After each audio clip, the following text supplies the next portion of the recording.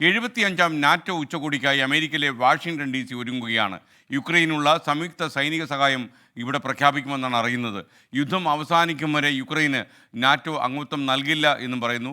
അമേരിക്കയിലെ മാസച്യൂട്ട്സിലെ മാർത്താസ് വിനിയാഡിൽ നിന്ന് മധു കൊട്ടാരക്കര തത്സമയം ചേരുന്നു. അവിടെ വളരെ ദൂരെയുള്ള ഒരു ഐലൻഡിൽ സുഖവാസത്തിന് പോയിരിക്കുകയാണ് മധു കൊട്ടാരക്കര. ഗുഡ് മോർണിംഗ് മധു കൊട്ടാരക്കര. ഐലൻഡിലെ സുഖവാസമൊക്കെ എങ്ങനെയുണ്ട്? ആ ഐലൻഡിനെ കുറിച്ച് കൂടി പറയൂ. Morning SK. വളരെ നല്ല കാലാവസ്ഥയാണ്. മാർത്താസ് വിനിയാഡ് നമ്മൾ ന്യൂയോർക്കിൽ നിന്ന് ബോസ്റ്റണിലേക്ക് പോകുന്ന വഴിക്കുള്ള ഒരു 80 ചതുരശ്ര കിലോമീറ്റർ വിസ്തീർണമുള്ള ഒരു ഐലൻഡ് ആണ്.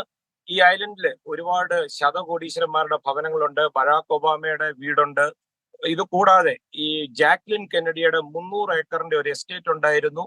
ഈ എസ്റ്റേറ്റ് പിന്നീട് അവരുടെ മകൾ കാരോലിൻ വിൽക്കുകയായിരുന്നു. തന്നെയുമല്ല, ഇവിടെ ഒന്ന് രണ്ട് ദുരന്ത കഥകളുള്ളത്. ജാക്ലിൻ കെന്നഡിയുടെ മകൻ ജൂനിയർ ജോൺ എഫ് കെന്നഡി അമ്മയെ കാണാൻ വേണ്ടി ഈ ഭവനത്തിലേക്ക് വരുന്ന വഴിക്ക് ഇതിന്റെ തൊട്ടപ്പുറത്ത് അറ്റ്ലാന്റിക് സമുദ്രമാണ്, അവിടെ ഒരു പ്ലെയിൻ ക്രാഷ് ചെയ്ത് മരിക്കുകയായിരുന്നു. അപ്പോ ഈ മാർത്താസ് വിനിയാഡ് എന്ന് പറയുന്ന ഈ സ്ഥലത്തേക്ക് ഒരുപാട് ടൂറിസ്റ്റുകൾ വരുന്ന ഒരു സ്ഥലമാണ്. 17-ാം നൂറ്റാണ്ടിലെ ഗോത്രവർഗ സമൂഹമാണ് ഇവിടെ ആദ്യമായിട്ട് എത്തിയത്. 19-ാം നൂറ്റാണ്ട് മുതലാണ് ടൂറിസ്റ്റുകൾ ഇങ്ങോട്ട് വരുവാൻ തുടങ്ങിയത്. SK. ഇനി നാറ്റോയിലേക്ക്, അതായത് നാറ്റോയിൽ യുക്രൈനെ അംഗമാക്കില്ല എന്ന രീതിയിലുള്ള ഒരു സൂചന മധു പറയുന്നുണ്ടായിരുന്നു.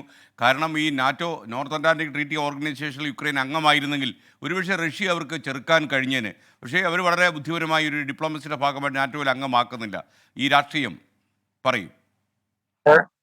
SK, ഈ യുക്രൈൻ യുദ്ധം തന്നെ തുടങ്ങിയത് ഈ നാറ്റോ മെമ്പർഷിപ്പ് യുക്രൈന് നൽകുമോ എന്നുള്ള ഒരു സംശയത്തിന്റെ പേരിലാണ്. 75-ാമത് നാറ്റോ സമ്മേളനം ഉച്ചകോടിക്കായിട്ട് വാഷിംഗ്ടൺ തയ്യാറെടുക്കുകയാണ്. 32 രാജ്യങ്ങളിൽ നിന്നുള്ള 40-ലധികം നേതാക്കന്മാരായിരിക്കും ഈ 3 ദിവസത്തെ സമ്മേളനത്തിനായിട്ട് എത്തുക. സ്കൈ നേരത്തെ സൂചിപ്പിച്ചതുപോലെ യുക്രൈൻ നാറ്റോയില് ഒരു അംഗത്വം ലഭിക്കുവാൻ വേണ്ടി ഏറെ ശ്രമിക്കുന്നുണ്ട്. എന്നാൽ മുൻവാതിൽ കൂടെ ഈ ശ്രമങ്ങൾ നടക്കില്ല. അതുകൊണ്ട് പിൻവാതിൽ കൂടെ ഒരു സാധ്യത കാണുന്നതെന്ന് വെച്ച് കഴിഞ്ഞാൽ കീവില് നാറ്റോ ഒരു ഓഫീസ് നാറ്റോയുടെ തുറക്കുവാനുള്ള ഒരു പ്ലാൻ ഉണ്ട്. ഇതായിരിക്കും നാറ്റോയിലേക്ക് ഉള്ള യുക്രൈന്റെ ഈ അംഗത്വം കൊടുക്കാനുള്ള ആദ്യ ചുവടുവെപ്പ്. തന്നെയുമല്ല, അമേരിക്കൻ പ്രസിഡന്റ് ജോ ബൈഡനെ സംബന്ധിച്ച് വളരെ നിർണായകമാണ്. അദ്ദേഹത്തിന്റെ ആദ്യത്തെ ഈ ടേം കഴിയുവാൻ മാസങ്ങൾ മാത്രം ഉള്ളപ്പോൾ അദ്ദേഹത്തെ മാത്രം ആശ്രയിച്ചു പോകുന്ന ഒരു നേതാവാണ് സെലൻസ്കി. അതുകൊണ്ട് സെലൻസ്കി തന്നെ ഇവിടെ എത്തുന്നത് മുന്നോട്ടുള്ള ഒരു സുരക്ഷ ഉറപ്പാക്കാൻ വേണ്ടിയാണ്. നാറ്റോ രാജ്യങ്ങൾ സംയുക്തമായിട്ട് $40 ബില്യൺ ഒരു പ്രഖ്യാപനം യുക്രൈന് സൈനിക സഹായമായിട്ട് ബന്ധപ്പെട്ടുണ്ടാകുമെന്ന് പ്രതീക്ഷിക്കുന്നു.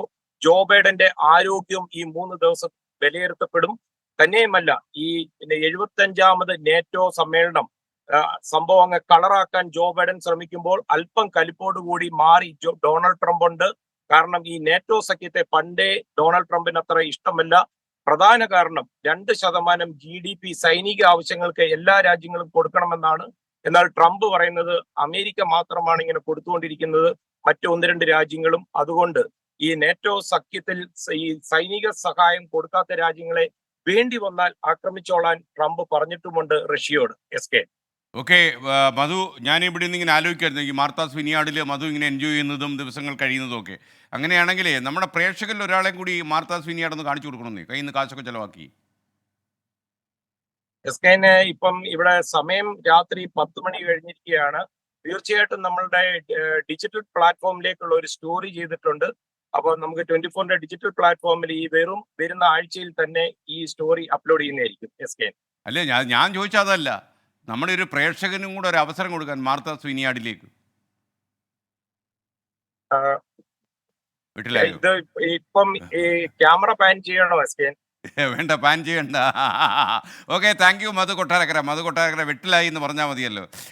കമ്പിളി പുതപ്പ് കേട്ടില്ല, ആദ്യം പറഞ്ഞു വേറെ എന്തോ കാര്യങ്ങളൊക്കെ പറയുന്നു.